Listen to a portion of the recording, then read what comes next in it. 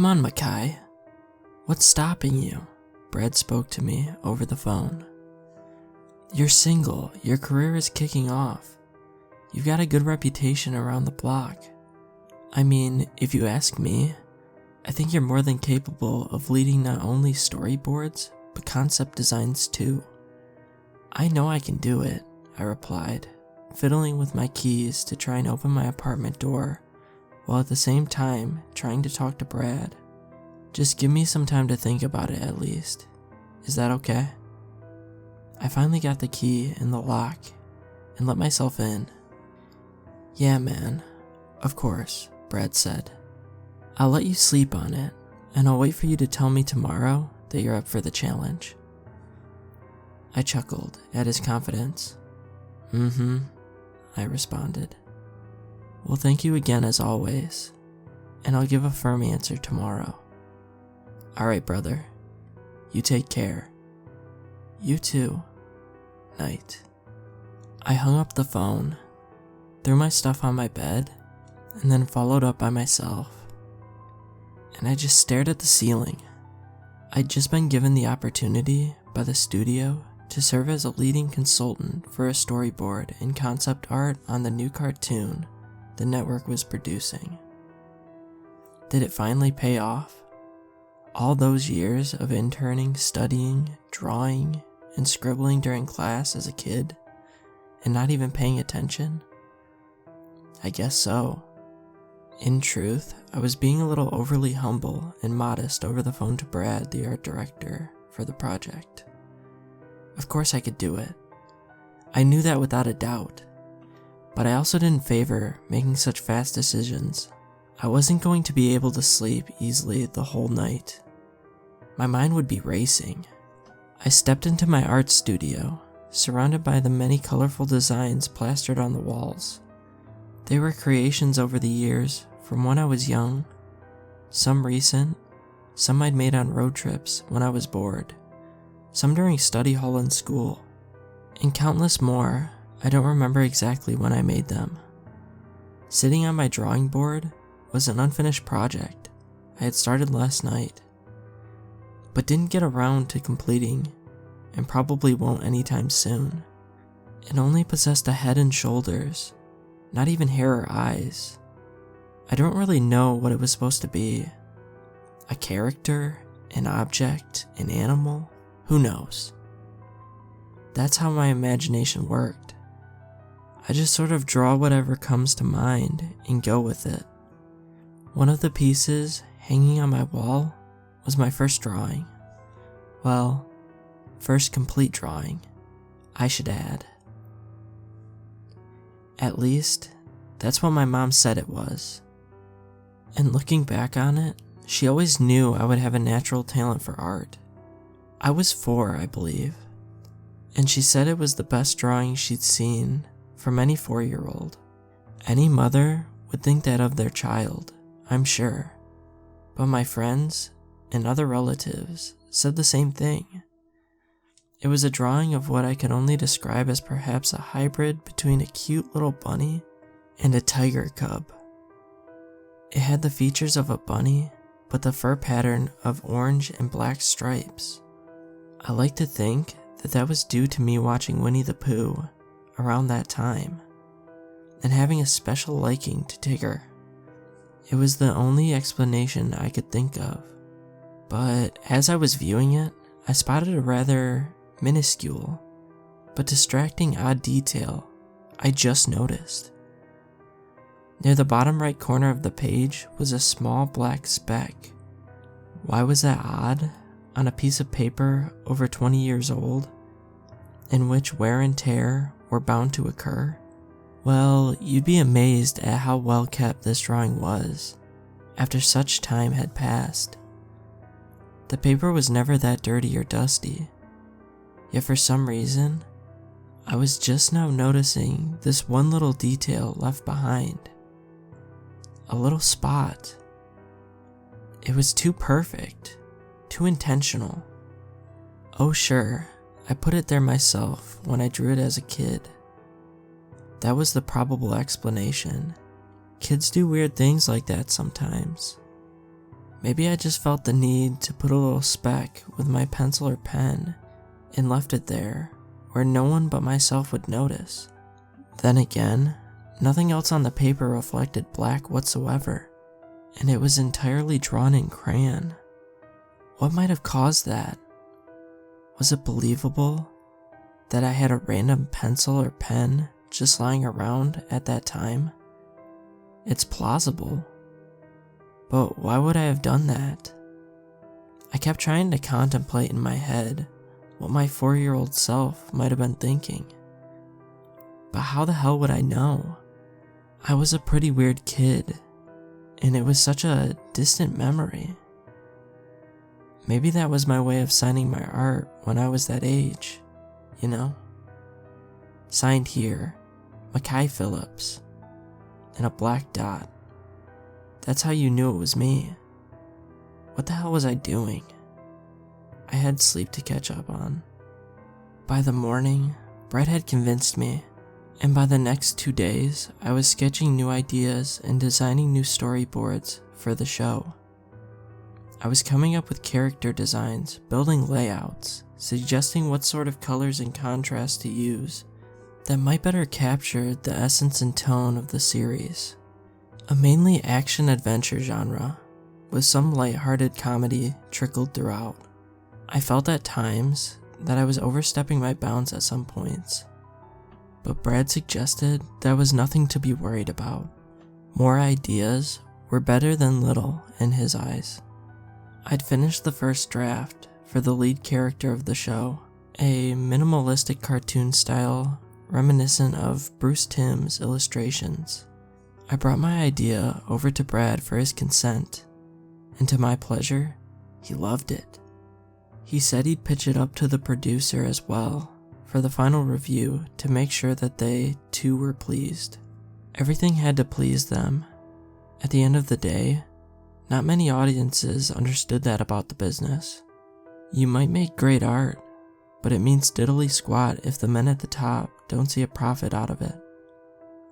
I was just wrapping up for the day and was getting ready to leave the studio when Brad came by to talk to me. "Hey Kai," Brad called to me. That was my nickname, Kai. "Hey," I said back. "So, bad news and some good news." "Oh. Want me to give you the good news first?" I prefer bad news first." "Cool. Well, the bad news is that Larry thinks we should change the design to something more, how do I put it, minimal." I arched my brow. Larry was the main producer of the show. Technically, he had the final say over all creative decisions, including Brad and me. "It already is minimalist," I argued. "That's literally the form." "I know, and trust me, man.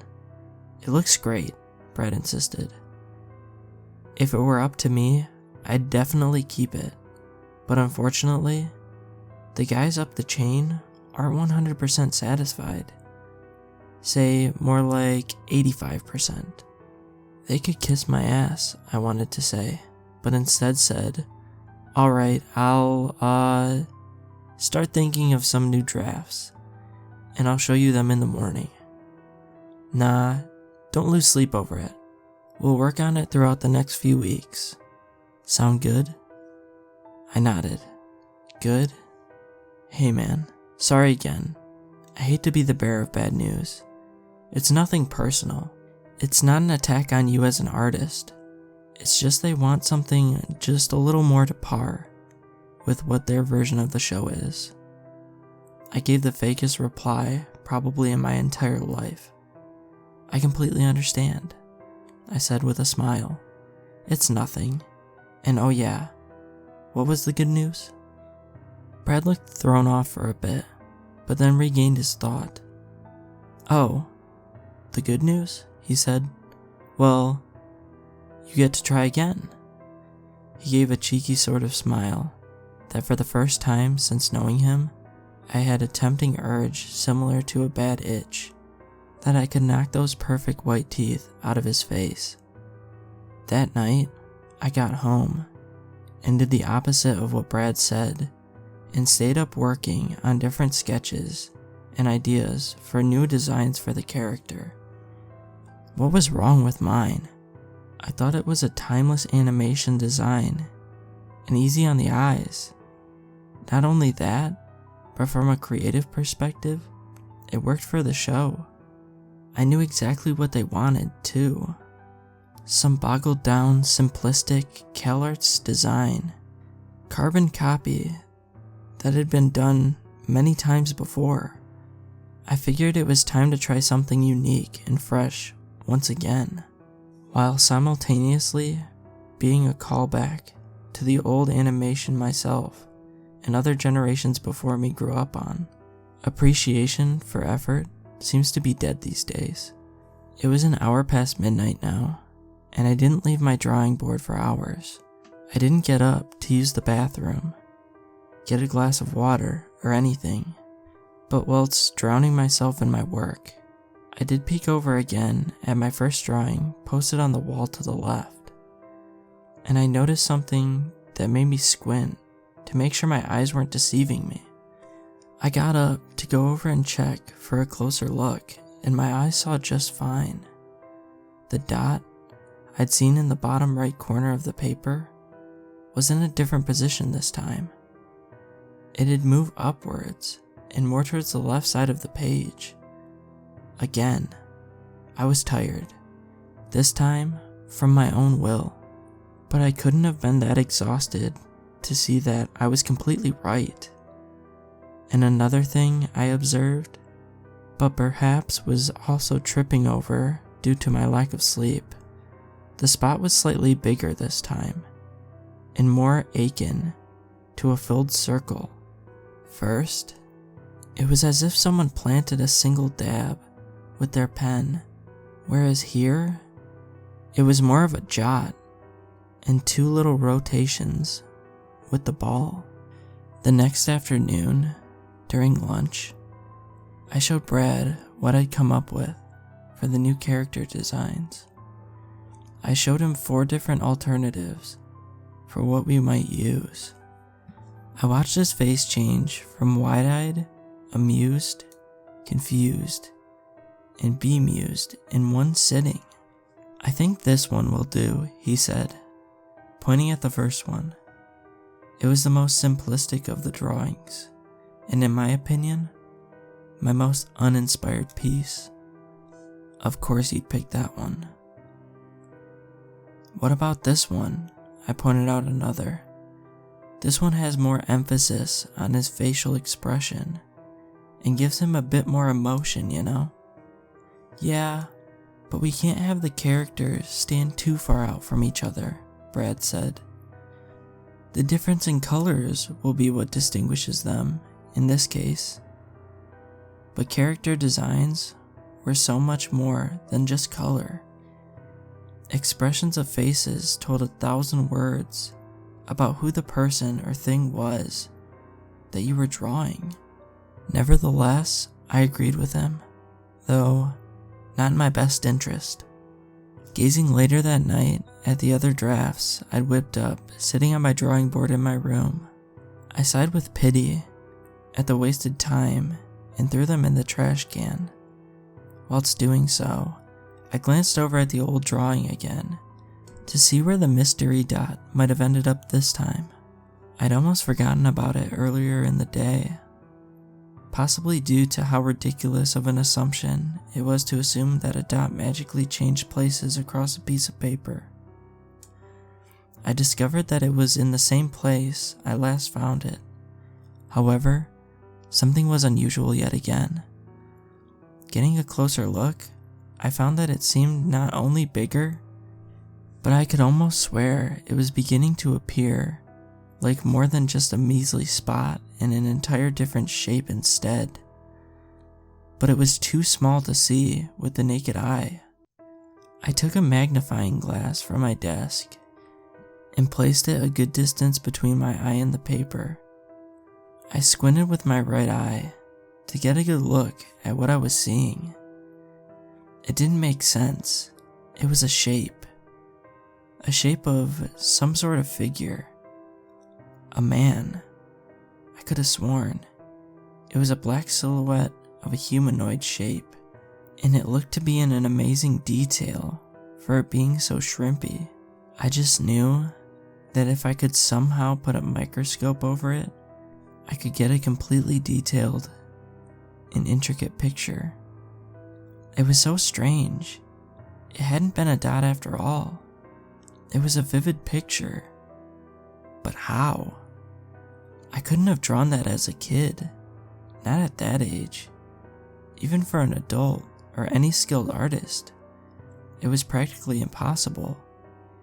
It was unimaginably impressive to draw something of that detail in that size.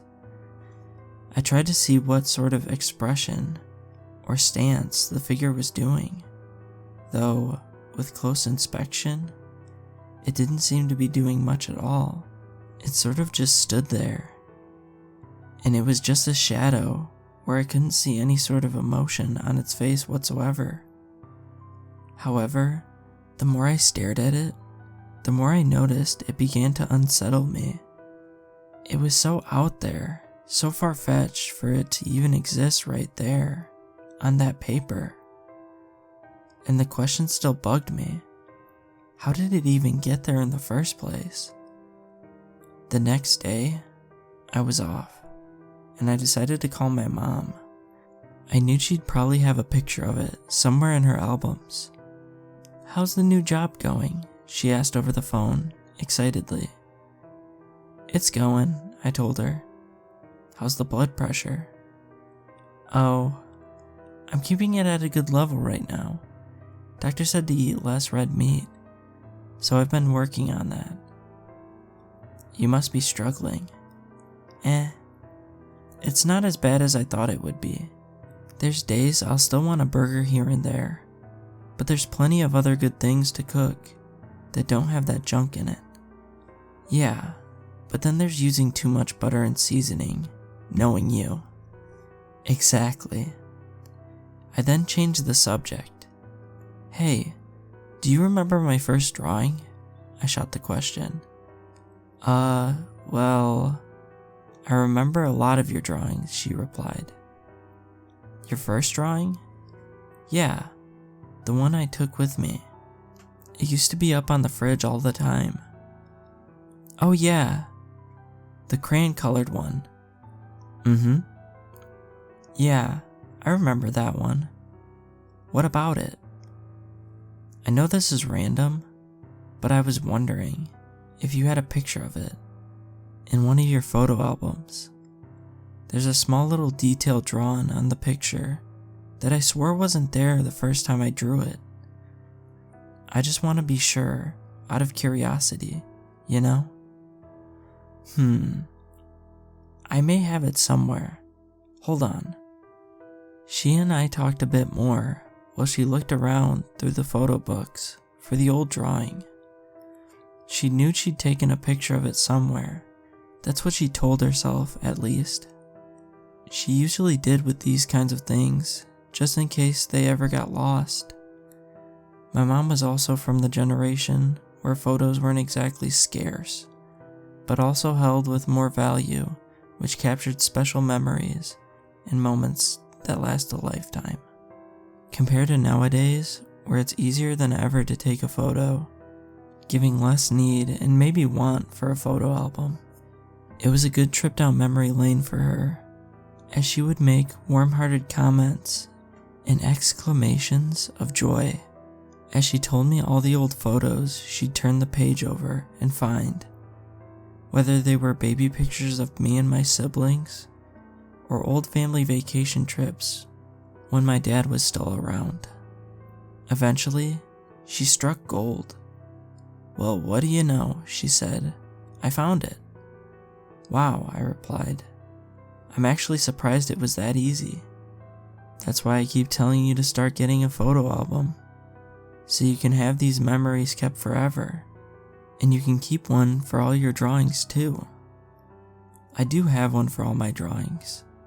I'm not just talking about a portfolio, but like an actual photo book, so you can show your kids and my grandkids one day, If I have kids. Haha. Give me some hope, won't you? I'll send you the picture. Thanks, Ma. You're welcome, baby. When she did send it, I paid close attention to the detail in the photo she'd sent compared to the one on the wall. Everything was practically the same, except for one thing. The silhouette wasn't drawn on the photo my mom sent. It was only on the actual copy. So I was right. I didn't actually draw that. I knew I couldn't have. Then who? I decided to set up a camera one night to check and make sure no one was breaking in. It was a cheap studio apartment, and I didn't have the money to consent my landlord just yet to install ADT or some alternative. Crazy enough, the thought of someone breaking into my apartment just to add an elaborate illustration was hilarious by itself, but still no less creepy. What would be the reason? Just a harmless prank from one of the guys at the studio? I couldn't think of who, and I couldn't imagine going through the trouble of trying to pull something like this off, let alone risking a criminal offense for trespassing. Even still, the impossible and precise detail of the figure didn't seem realistic from a measly creep in the night. That next day, I looked at the drawing to find that the silhouette appeared slightly bigger than last time. Now it was starting to get quite unsettling. I had to review the footage, but what I saw led me nowhere. No one broke in. Nothing changed on the paper on the camera. Everything remained unchanged. For whatever reason, what was seen through the lens didn't reflect what I was seeing in reality. A couple months had passed, and by the end of the pre-production, I had finalized most of the concepts and storyboards, and the characters were, for the most part, set on the final designs, or rather, as final can get. The voice actors would need to record their lines, and the eventual pilot would still need to be screened, of course, for review, so we could get a consensus on what does and doesn't work with the show. But for now, all else was nearly wrapped up. I hadn't noticed a change in the silhouette since the night I checked the footage. I just accepted that it would be a permanent mark on my first drawing ever. While it bothered me a little, at least my mother had the original copy saved in our family photos. I'd gotten home again and walked into my studio room and nearly jumped at the sight on the wall. The silhouette was no longer miniature, but now grown in size, taking up nearly a quarter of the page. The texture of the grain or ink drawn into the page bore a stark presence, almost as though it was burned into the page. It contrasted with the bright, vibrant crayon colors aside from it, in a very morbid fashion, with a nightly black hue. I stepped over to the paper nervously, afraid of some unknown threatening aura that could now be felt within the room. Getting a closer look, the silhouette was filled with the most absolute darkest of shades I had ever seen, like staring into a black hole. But one other striking detail was now apparent that gives me chills to this day. I could discern that the figure held an actual expression on its face this time. A calm, sinister smirk.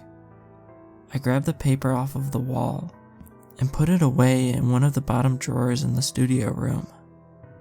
The last thing I wanted to do was to see that thing every day I walked past it. That night, I slept well up until 2 or 3 a.m., when suddenly, I thought I heard a noise from within the studio room. It sounded like tapping, or light banging against the wall or drawers. I got up from my room and crept into the kitchen first to grab a knife, then sneaked over to the room. The door was already open. I'd have to flip the switch to see who was inside, if anyone. I hoped there wasn't anyone. I cautiously turned on the lights to the room, the illumination straining my eyes, and then quickly scanned the area. Nobody. A sigh of relief came over me, and then suddenly I felt silly for getting worked up over nothing. I then looked down at the drawer that I discarded the drawing in, glaring at it for a moment. Why not, I thought. I put the knife down on the dresser and kneeled to open the drawer, grabbing the handle. The sight of it from last time was so eerie, yet alluring. But I had already considered throwing it away ever since it became a noticeable presence. So I figured I might as well do that since it was giving me all this trouble. My hand pulled on the dresser handle and it opened to reveal that malicious smirk, now covering the entire page, the size of an actual head, staring directly into my soul. I jumped back onto the floor and froze for a bit. The eyes, and the face, and my old drawing, it was gone. I couldn't even see it anymore. It had been replaced with whatever this thing was. After getting myself together, I immediately burned it with the grill outside on my balcony. Burned it to bits, and discarded them over into the grass.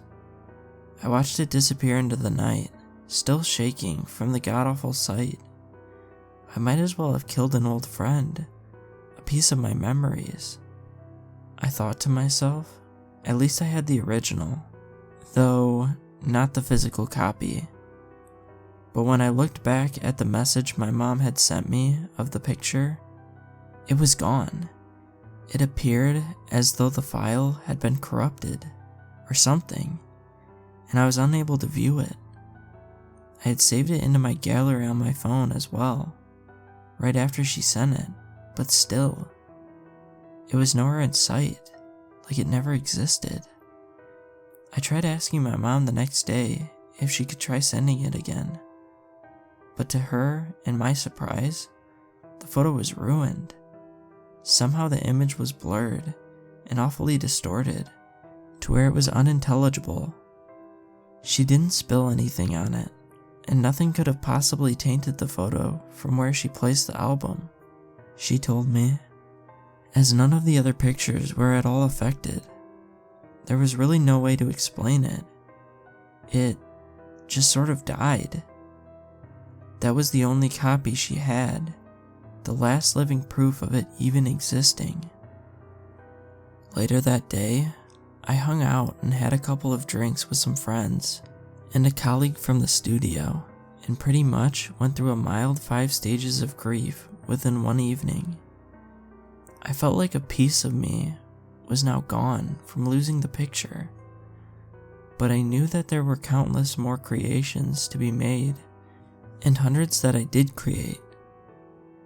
That was the beauty of art, I told myself in a drunken slurred speech to my buddies. That art preserves and is forever in all aspects, or some sentimental stuff like that. I don't really remember. I was plastered. One of the DDs took me home that night and made sure I got inside my place safely. Still inebriated, I stumbled into my room to undress, but first decided to make a trip to the studio room. I turned on the light and looked around at various other projects I'd made over the years, soaking in my vanity, glory, and pride. How about that, huh? I said aloud to no one. Huh? How's that? And there's more where that came from. It was my big FU to the silhouette, and to the loss of my first accomplishment. I didn't know who I was trying to prove myself to, or what. But that didn't matter. I was so out of it and couldn't even see the hangover that was about to hit me in the morning anyway. As I was turning to leave the room, I took a glimpse of one of the other drawings that put me in first place for an art contest back in the 4th grade. It was a spin on Salvador Dali's Persistence of Memory. You know, the one with the melting clocks. It was my favorite painting, and I decided to do one of my own, but with a warped depiction of my bedroom at the time. In it, my bed was melting into the floor, and the trophies and toys on my dresser liquefied bit by bit. The window pane seemed to turn flimsy.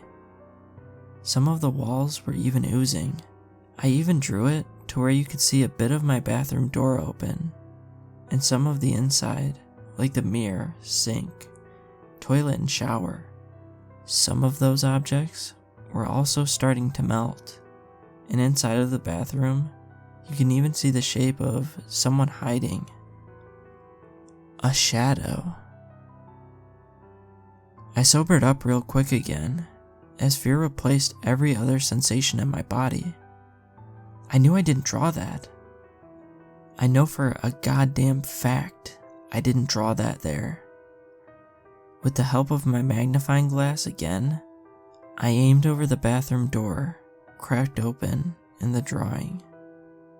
I watched the silhouette stare directly back at me through the mirror with the same malevolent expression, the devilish smirk. About a year passed, and as we were wrapping up production on the cartoon, I was offered a position as an art director for another upcoming animated series. It seemed like a dream come true in otherwise more favorable circumstances. However, I wasn't drawing like I used to. I sketched here and there, but I didn't have time anymore.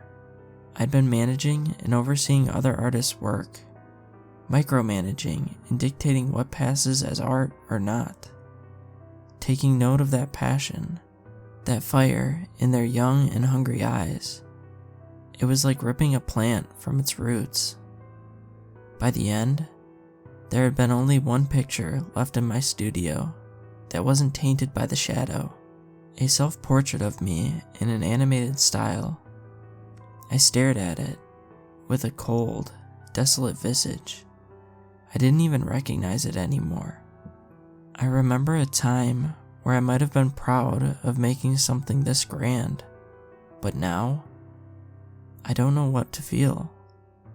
It didn't mean anything to me anymore, and in the distance of the background on the canvas, there I could glimpse the bastard waiting, with the magnifying glass zoomed in on it.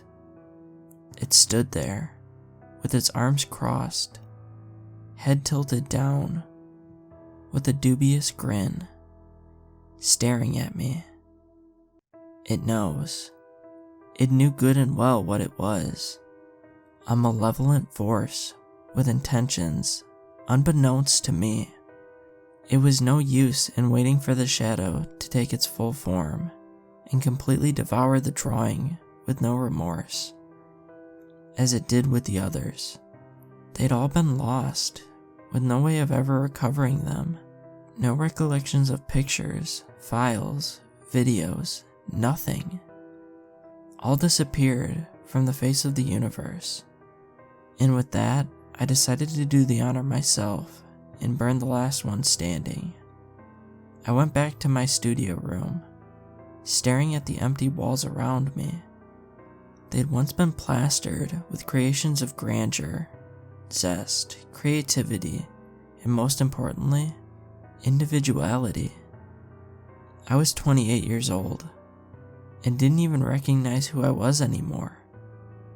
I no longer perceive it with my own eyes, but I just felt its presence.